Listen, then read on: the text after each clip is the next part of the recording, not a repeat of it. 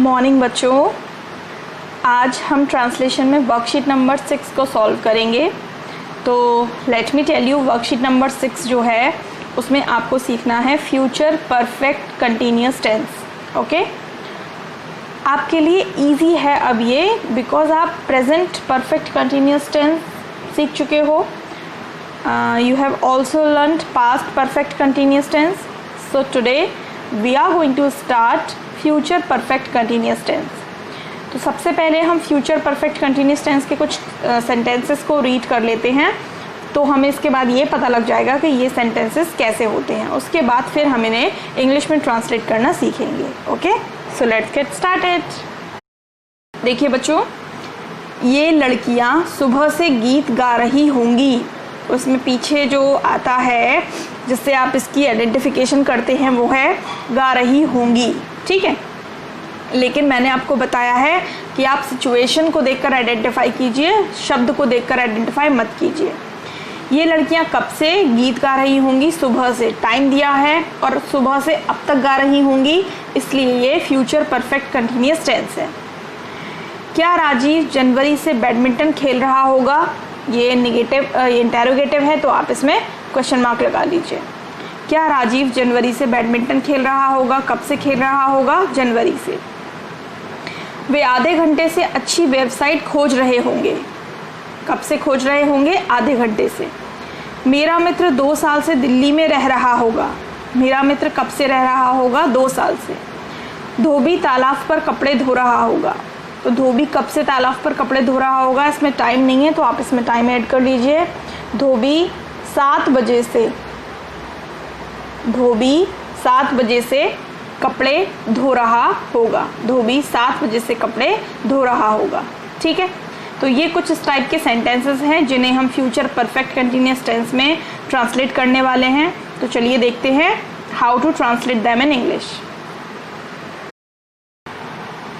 Look children, this is your worksheet number 6, future perfect continuous tense. Okay? तो future perfect continuous tense में सबसे पहले हम helping verb क्या यूज़ करते हैं? फ्यूचर परफेक्ट कंटिन्यूअस टेंस में हम हेल्पिंग वर्ब यूज़ करते हैं विल और शैल, है ना? या तो विल यूज़ करेंगे या शैल यूज़ करेंगे, और उसके साथ हम यूज़ करेंगे हैव बीन। क्या यूज़ करेंगे? Have been. तो पूरा हो जाएगा विल हैव बीन या शैल हैव बीन। तो ये तो आप लोग जानते ही हो कि आई और वी सब्जेक्ट आएगा तो शैल हैव बीन लगाएंगे, और इसके अलावा ही शी इट दे किसी का नेम है ना, थर्ड पर्सन के सब्जेक्ट आएंगे या सेकंड पर्सन के सब्जेक्ट आएंगे तो हम उसमें लगाएंगे will have been. Okay, shall have been और विल हैव बीन, बिल्कुल उसी तरह से जैसे हम प्रेजेंट परफेक्ट कंटिन्यूअस टेंस में हैज़ बीन हैव बीन लगाते थे, पास्ट में हैड बीन लगाते थे, सिमिलरली फ्यूचर में हम लगाएंगे विल हैव बीन और शैल हैव बीन। ये ध्यान रखिएगा कि विल और शैल के साथ हमेशा हैव ही आएगा। बहुत सारे बच्चे इसमें क्या करते हैं, सिंगुलर होता है तो विल हैज़ बीन लगा देते हैं, और प्लूरल होता है तो विल हैव बीन लगा देते हैं। तो ये गलती आपको नहीं करनी है। हैज़ को तो आप फ्यूचर में भूल ही जाइए, आपको केवल हैव लर्न रखना है। विल हैव बीन और शैल हैव बीन सिंगुलर है तो भी, और अगर प्लूरल है तो भी। ओके, तो पहला सेंटेंस स्टार्ट करते हैं। तो बच्चों, फर्स्ट सेंटेंस है ये लड़कियां सुबह से गीत गा रही होंगी। ठीक है, तो सब्जेक्ट क्या है आपका यहाँ पर? ये लड़कियां। तो ये लड़कियां की इंग्लिश क्या होगी? ये की दीज, और लड़कियां देखो आज ही आपने वचन पढ़े है ना, लड़कियां, तो क्या आएगा? गर्ल्स। और वैसे भी आपने सीखा था जो ये और वे हैं वो प्लूरल के साथ आते हैं, और यह और वह सिंगुलर के साथ आता है। तो अगर होता यह लड़की तो क्या होता? This girl. वह लड़की दैट गर्ल। ये लड़कियां दीज गर्ल, वे लड़कियां दोज गर्ल्स। अब है गीत गा रही होंगी, तो गर्ल्स के साथ आप क्या लगाएंगे? थर्ड पर्सन है तो विल, और उसके बाद हैव बीन। ठीक है, विल हैव बीन, ये हो गई आपकी हेल्पिंग वर्ब। अब उसके बाद लगाएंगे आप मेन वर्ब जो है गाना, और गाने की इंग्लिश क्या होती है? सिंग, और सिंग में आएगी आपकी ing, तो क्या बन जाएगा ये? Singing. These girls will have been singing. अब गीत की क्या होती है? Song, singing a song. These girls will have been singing a song. सुबह से, टाइम आ गया सुबह से, तो सुबह से की इंग्लिश क्या लगाएंगे? सिंस। तो आपको याद हो गया होगा मॉर्निंग, नाइट, इवनिंग सबके साथ क्या लगाते हैं? सिंस। तो क्या हो जाएगी इंग्लिश सुबह से के लिए? Since morning. These girls will have been singing a song since morning. These girls will have been singing a song since morning. Okay बच्चों, चलिए नेक्स्ट सेंटेंस पे चलते हैं हम। क्या राजीव जनवरी से बैडमिंटन खेल रहा होगा? क्या राजीव जनवरी से बैडमिंटन खेल रहा होगा? तो अब यहाँ पर जो आपका सेंटेंस है उसे देखिए बच्चों, वो जो है वो इंटेरोगेटिव सेंटेंस है, क्योंकि क्या जो है स्टार्टिंग में आया है। तो जब सेंटेंस इंटेरोगेटिव सेंटेंस होता है तो क्या करते हैं? जो हेल्पिंग वर्ब होती है उसको आगे ले लेते हैं। हेल्पिंग वर्ब को आगे ले लिया जाता है। कैसे? सब्जेक्ट के अकॉर्डिंग। अब जैसे यहाँ पर सब्जेक्ट राजीव है, तो राजीव थर्ड पर्सन है, तो राजीव के साथ आप क्या लगाओगे? विल लगाओगे। क्या लगाओगे? विल। तो आप विल से स्टार्ट करोगे, अब विल आगे ले लोगे, हैव बीन नहीं लेंगे, केवल विल लेंगे। विल, उसके बाद subject Rajeev, RAJEV, will Rajeev. उसके बाद बाकी की हेल्पिंग वर्ब आएगी have been. Will Rajiv have been, will Rajiv have been. इतना हो गया। उसके बाद आपकी वर्ब, मेन वर्ब खेलना, तो खेलना होती है प्ले, और प्ले में आ गया आपका ING, तो playing. Will Rajiv have been playing. क्या खेल रहा है? बैडमिंटन खेल रहा है, तो बैडमिंटन। कॉमन नाउन होते हैं स्पोर्ट्स के नेम, तो कैपिटल से नहीं लिखेंगे, स्मॉल से ही लिखेंगे। Will Rajiv have been playing badminton. अब जनवरी से, अब जनवरी, फरवरी यानी कि मंथ के नेम और डेज के नेम के साथ भी हम सिंस लगाते हैं, तो यहाँ पर भी क्या लगाएंगे? Since January. लेकिन जे कैसा बनाएंगे? कैपिटल बनाएंगे, और उसके बाद फिर क्वेश्चन मार्क लगाना नहीं भूलेंगे। सेंटेंस बन गया, will Rajiv have been playing badminton since January. क्या राजीव जनवरी से बैडमिंटन खेल रहा होगा? तो ये है आपका स्ट्रक्चर। अब हम देखते हैं थर्ड सेंटेंस। थर्ड सेंटेंस है बच्चों, वे आधे घंटे से अच्छी वेबसाइट खोज रहे होंगे। ठीक है, तो वे की इंग्लिश लगेगी दे। अब दे आपका थर्ड पर्सन है, तो आप first person, second person, third person noun pronoun में पढ़ चुके हैं ना, तो अब इसी लैंग्वेज में बात करेंगे हम, है ना। तो दे आपका थर्ड पर्सन है, तो दे के साथ क्या लगेगा? Will have been, will have been, they will have been. अब खोजने की इंग्लिश क्या होती है? सर्च। तो क्या आ जाएगा? सर्च। आप बोलते हैं ना इंटरनेट पर सर्च कर लीजिए, तो वही है SEARCHING, सर्च। तो सर्च में ING लग गया, तो searching, they will have been searching. क्या? एक अच्छी website, a good website, WEBSITE website. They will have been searching a good website, they will have been searching a good website. अब आधे घंटे से अब घंटे के साथ क्या लगाएंगे? फॉर। तो फॉर आधे घंटे की क्या होती है? Half an hour, for half an hour. Sentence हो गया, they will have been searching a good website for half an hour. Clear? चलिए अगला सेंटेंस हम देखेंगे, मेरा मित्र 2 साल से दिल्ली में रह रहा होगा। मेरा मित्र 2 साल से दिल्ली में रह रहा होगा। स्टार्ट करेंगे यहाँ से, मेरा मित्र इंग्लिश माई फ्रेंड,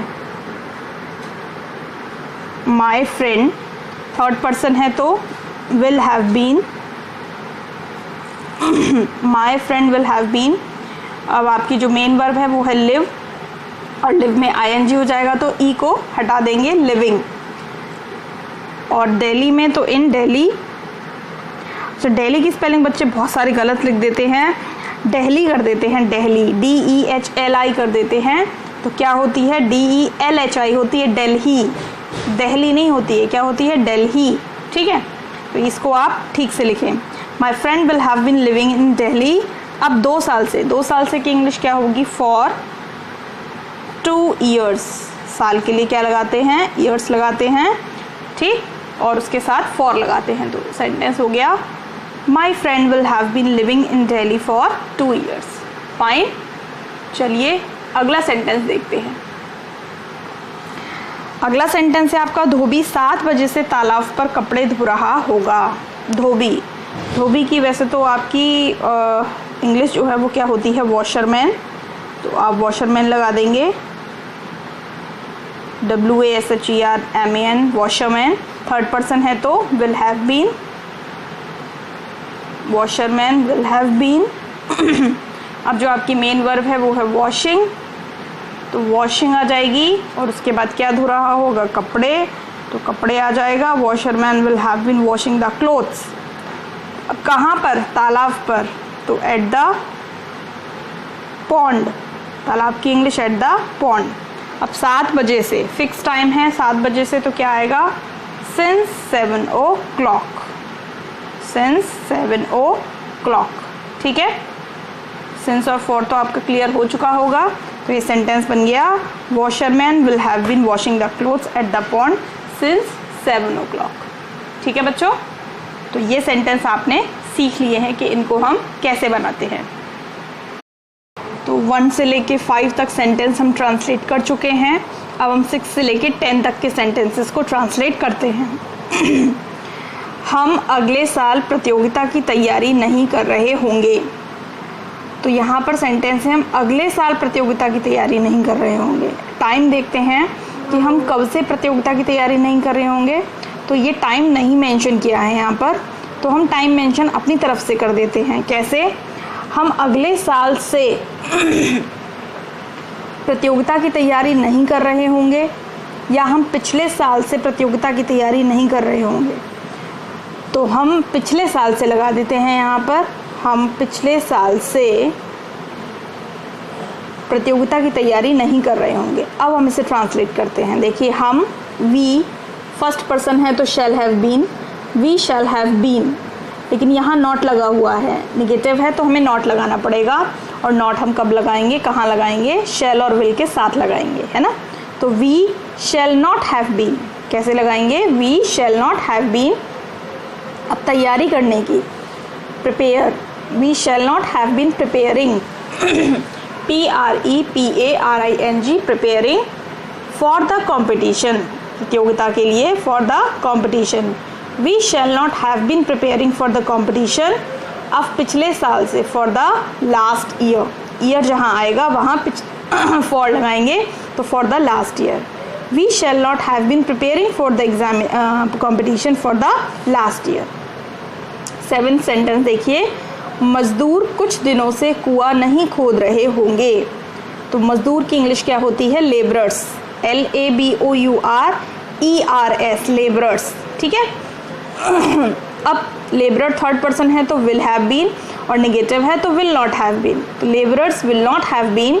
अब खोदने की इंग्लिश होती है डिग, DIG, डिग, और ING लगाएंगे तो जी को डबल कर देंगे, तो DIGGING, डिगिंग।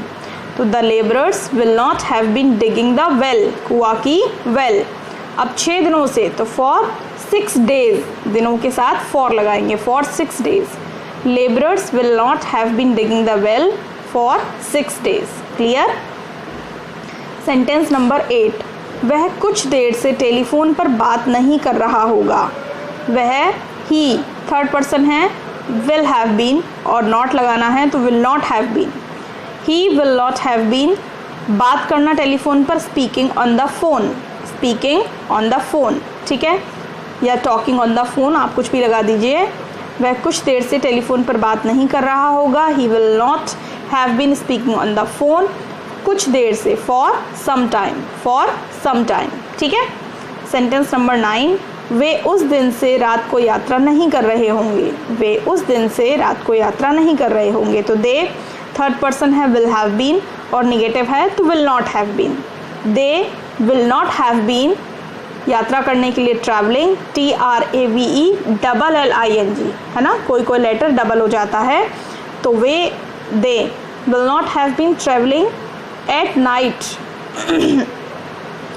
एट नाइट, या आप इन द नाइट भी लगा सकते हैं क्योंकि पूरी रात ही आप यात्रा करेंगे, तो एट नाइट या इन द नाइट, उस दिन से, उस दिन से पर्टिकुलर दिन है तो since that day, since that day, जैसे कल से सिंस यस्टरडे, परसों से since the day before yesterday, और उस दिन से फिक्स दिन है ना, तो सिंस दैट डे, ठीक है, फॉर दैट डे नहीं लगाएंगे, सिंस दैट डे।